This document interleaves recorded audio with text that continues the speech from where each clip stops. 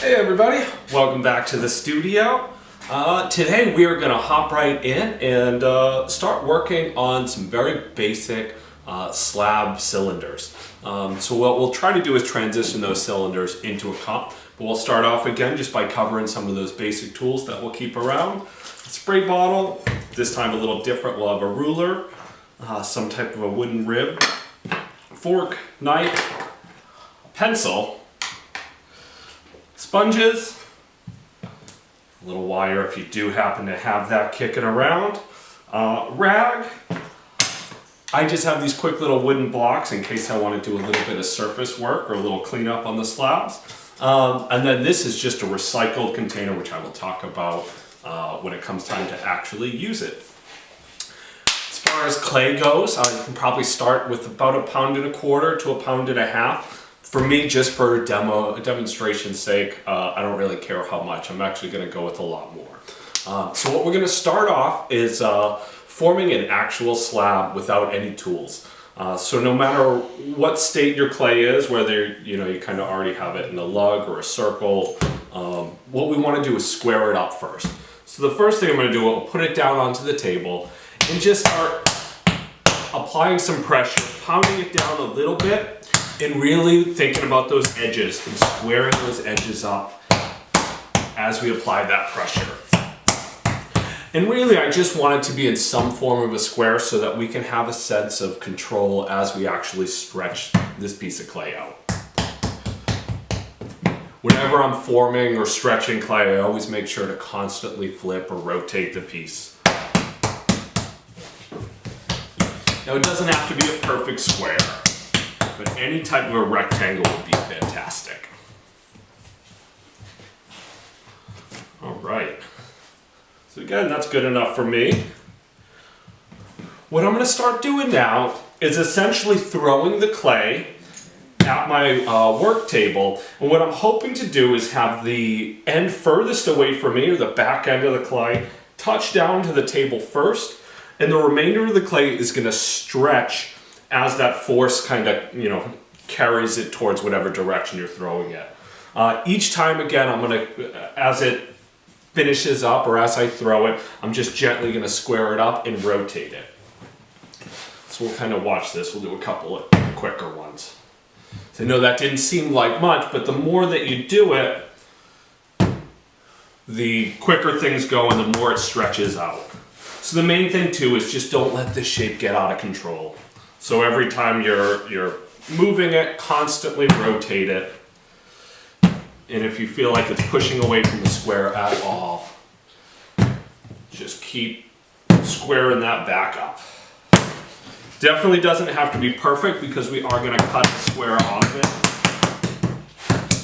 But I'd say just heed my advice. The more that you can control it now, the easier and quicker it becomes in the long run. So I'm going to stretch this until I have a little underneath a 1/2 inch, probably right around 3/8 of an inch to 1/4 of an inch. But really it's going to all be relative to whatever you want to make. So we're just going to be focusing on a cup. So somewhere right around that 1/4 inch or maybe a little bit thicker. Okay, we'll maybe just give it a little bit more height. Maybe one more toss there. Beautiful. All right, now as far as cleaning that surface up, if you had any of those little air pockets or any of those little textures that are on there that you didn't want to be there, I would recommend just grabbing either a piece of wood, a rib if you have it, an old credit card or one of those junk ones that they're constantly sending us. And I would just quickly work over that surface just to smooth things over. Whenever I use a rib, I always make sure I move in as many directions as possible. That way I try to not stretch the material as I actually go to work that surface.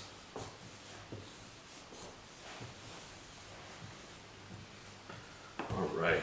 I'm not going to go crazy on it right now, but that will do. So what I'm going to start off, and we're going to make some cuts. So for this form, we're going to pick kind of a very simple ratio. This is a ratio that I kind of came up with for the sake of teaching, just because I think it shows you a little bit simpler how to translate flat dimensions into an actual form. So what we're going to do is grab a ruler, and I'm going to measure out 1 foot or 12 inches. So just right off of the top, I'm just going to make a nice cut.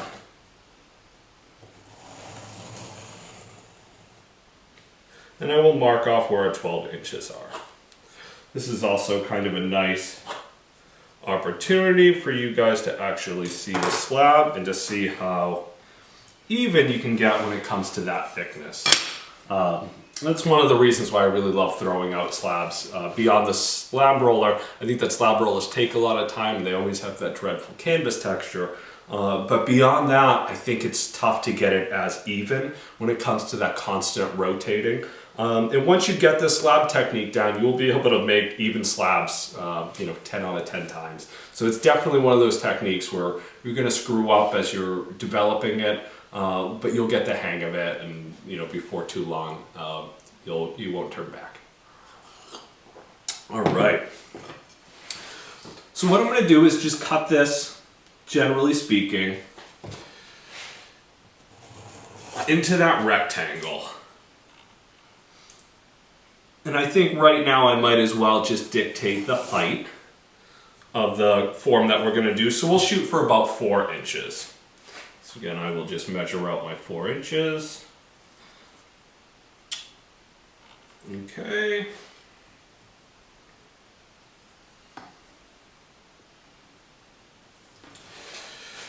Again, we'll make another line across there. We'll cut that, and then I will take away all that scrap just so that way we have a nice clean workstation. Right. Keep all that material to the side for a later project.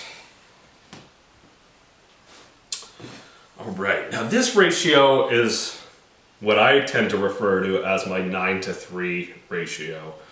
In other words, I find that to make a average a decent cylinder, if we start off with a 3-inch base or 3-inch circle, it will take about 3 times that amount of material to work its way around.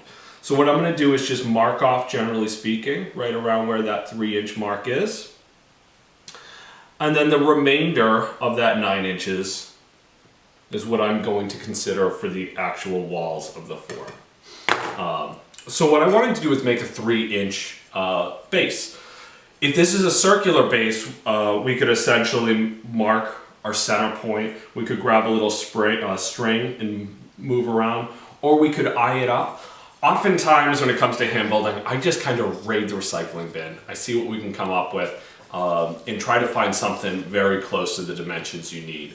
If you're fortunate enough to have circle cutters, there are actual, almost like cookie cutters of all different increments. But you may not have those. To be honest, I did not have them until a student bought me them a number of years ago. So I was constantly just, recycling and using whatever I could. This actually happens to be one of those frosting containers for cake frosting. And it's pretty much a perfect 3 inches. So I'm just going to flush it up to one side, push down a little bit, give it a little bit of a twist. All right, and now I have a perfect 3-inch circle there. Sometimes I just like to lift that slab up just so I know it didn't stick as I did that. I will take my ruler now and just make a straight cut going down, just to separate the remainder of my slab. Okay, we'll get this out of the way. So from here, what we want to do is start cutting some angles. So it would be nice if all of our connections were able to have 45-degree angles so that they really kind of fit in snug with one another. And also we didn't have this kind of extra material that we had to either scrape away or hide somewhere else in the piece. So I'm just going to take my knife. I'm going to eye this up. Again, there are tools that you can buy that have set angles, but it's really not critical that you use one of those. So I'm just going to push my knife into that piece of clay where I've already dictated that circle. And I'm just going to cut a 45-degree angle going away from that line that I had already drawn. It definitely doesn't have to be perfect because this is clay and everything will stretch.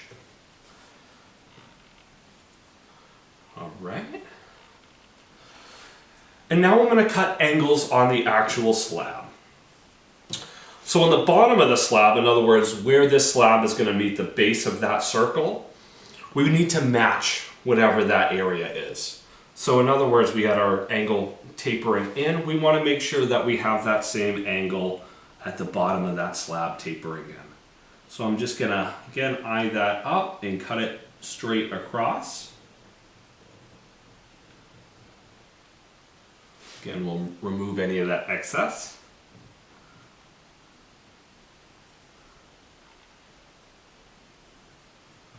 And then when it comes to the side, this is always complicated. It's one of those tricky brain games that you tend to always screw up. But my rule of thumb is just to remember to keep my hand at the same angle. So what we want to do is we want to taper both sides. So I will start on one. Really doesn't matter which side you start with. I will cut that 45-degree angle. On the other side, again, I just want to keep my hand in that same exact position. So I'm going to take that same position and move directly over. And we will cut that 45-degree angle on the bottom side. Again, it certainly does not have to be perfect. This is clay, so we'll stretch anything that doesn't get us there. All right. From there, we'll go back with either our fork or our knife, and we're just going to score all of those edges. All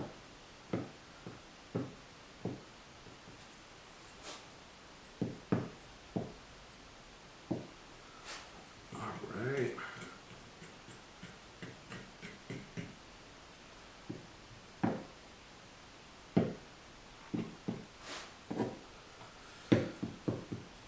Do not cheap out on your scoring. It'll cost you in the long run.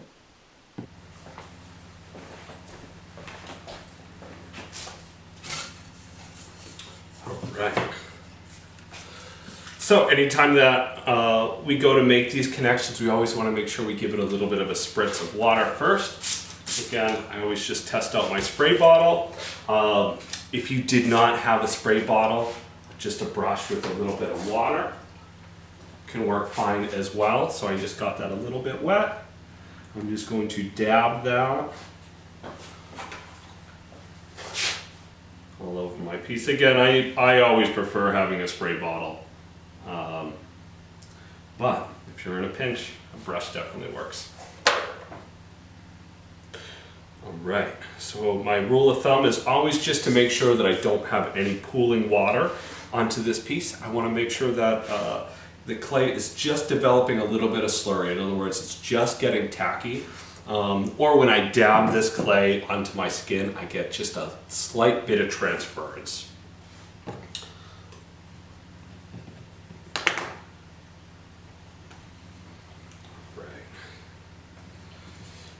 So I'm just going to put this cylinder right into the center.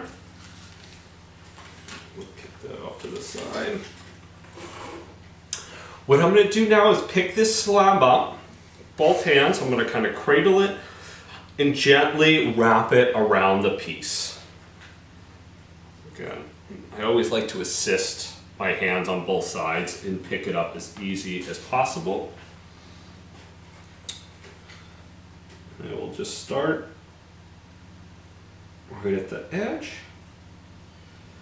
and just slowly work that clay around. If I'm off at all, in other words, if I kind of get haywire and that slab starts to stick to that clay a little further out than I'd like, I just lift that clay up, back again. I don't try to force it into place or slam it. I just literally back my track up, lift it up, go back and rotate, and you can see how perfectly this ratio winds up fitting together.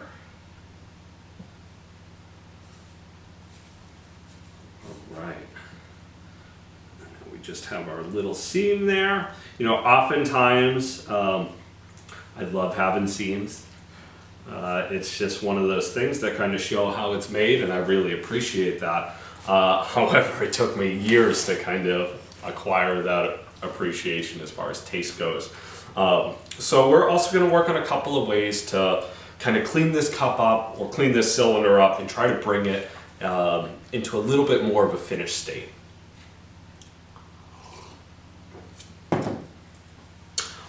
So pencil, or if you have, you know, a nice kind of wooden tool meant for modeling, that works great as well. However, the pencil is just a nice, cheap, and easy tool. And what I'm going to do is just roll that pencil back and forth over my seam. And that way I can give a little bit of pressure and really try to start working those two sides together. And I'm going to do that on the interior and on the exterior.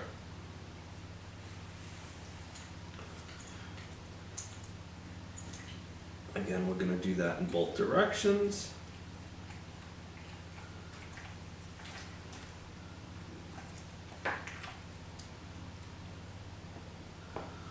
Okay, and then from there, we can do any type of smoothing over that we want. You can just use your hands. Or if you're so inclined, you can go and grab a tool or a rib.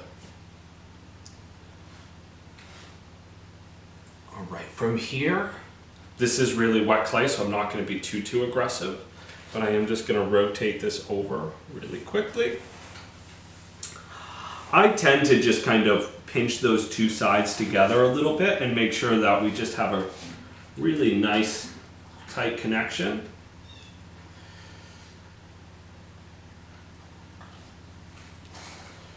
From there, I usually like to just roll it right on this edge. Again, just to make sure that I really work those two forms together. All right, and there you have it. We have a cylinder. Fire it up right now. Now, without a doubt, you can constantly put more work into them.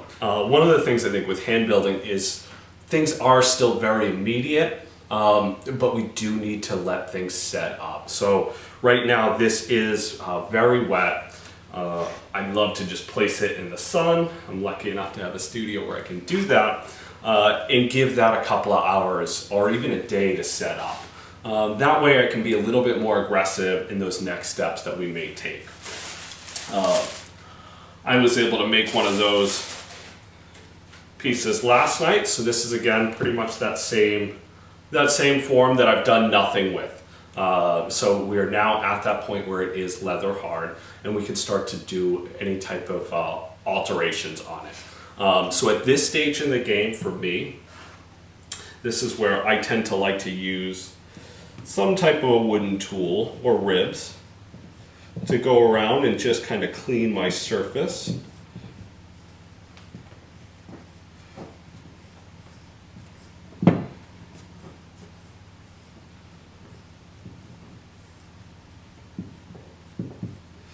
And the other thing that I definitely want to do is just make sure that I create a nice lip.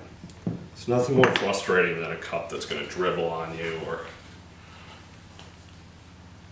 just feel uncomfortable. So with the hand-built forms, oftentimes they can feel just a little bit bulky. I'm actually pretty happy with the weight of the cup just holding it, but I think that lip looks very bulky. So what I could do is just take a soft sponge and really work things down and just try to kind of soften those angles. But another trick that I like to do is just grabbing my knife. I'll use that back side of the knife and I'm just going to constantly rotate. I don't want to use the front side of the knife because I don't want to cut in very aggressively.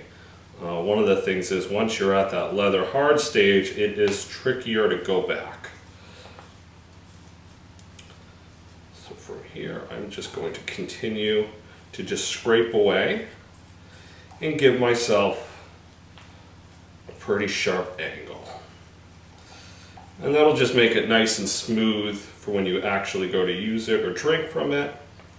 But it also, I think, is one of those visual tricks where it lightens the cup. It makes it feel visually a little bit lighter because you're not looking at those very thick clay walls.